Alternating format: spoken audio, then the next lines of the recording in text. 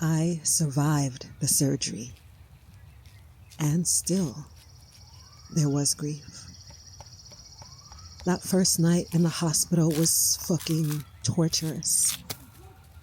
I remember feeling like a wet sheet, like heavy and tangled, clinging to anything that might hold me.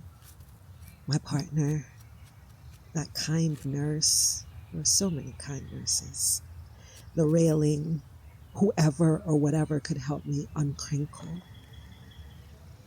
I kept thinking about those old school washing machines, you know, the ones with the tumbler in the middle, when you put the sheets in and then they come out, they're all twisted and tight around themselves, so you got to unravel them before they can dry, before they can breathe. That was me, damp and wrung out, trying to remember what it means to spread. By the second day, I had a little more form, less nausea, less spinning. I felt proud that I'd only spent one night in the hospital instead of the 3 nights that my surgeon expected. I thought, yes, my healing has begun. And it had. But healing had so much more texture than I expected. A few days later, after the birthday high, I scheduled a surgery for 2 days before my birthday. So I got home, and that home sweet home energy wore off. The crash came. The nausea again. The restless bowels. The food that I wanted, the food that my body could handle. 2 different things.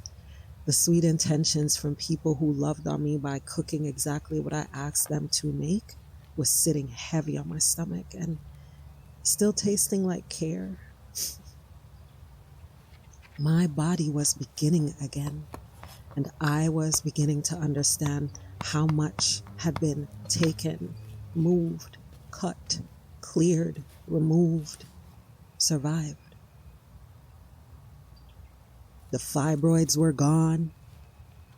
Much of the scar tissue was gone.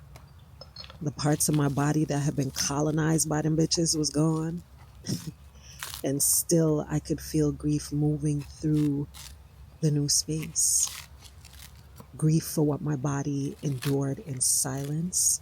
Grief for how long I carried pain as some kind of proof of endurance, maybe. Grief for the body that I'd known in certain ways, even while welcoming the body that was here now. And that's the part that can be hard for me to admit, because people, and I'm pointing at myself here, want survival to feel clean, They want gratitude to take up the whole room. They want the story to move from pain to relief, from surgery to recovery, from thank God it's over to, oh girl, look at you now. How we doing? How you feeling? And I was grateful, deeply grateful. And my body was still different. When I got back home, my youngest daughter had tuned the guitar that she had gifted me.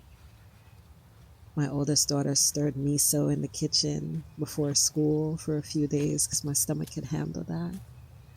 My partner kept the house moving with his constant devotion.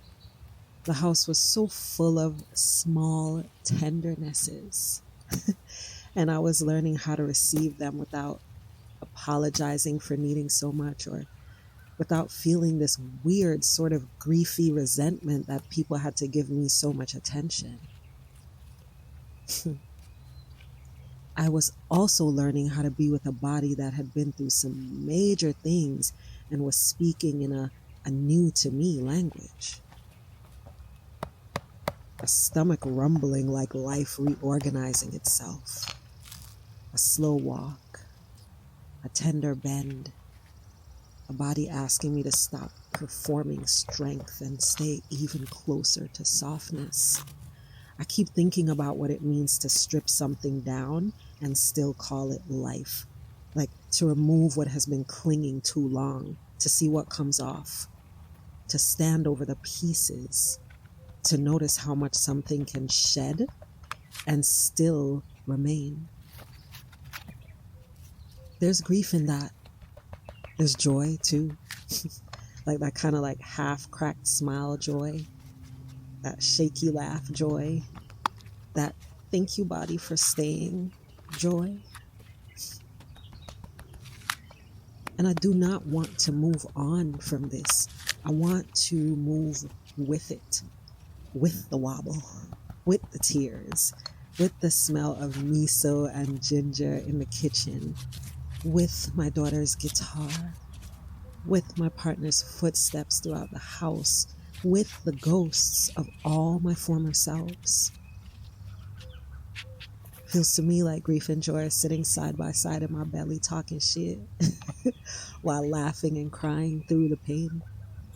And I'm letting them, because this is life beginning again.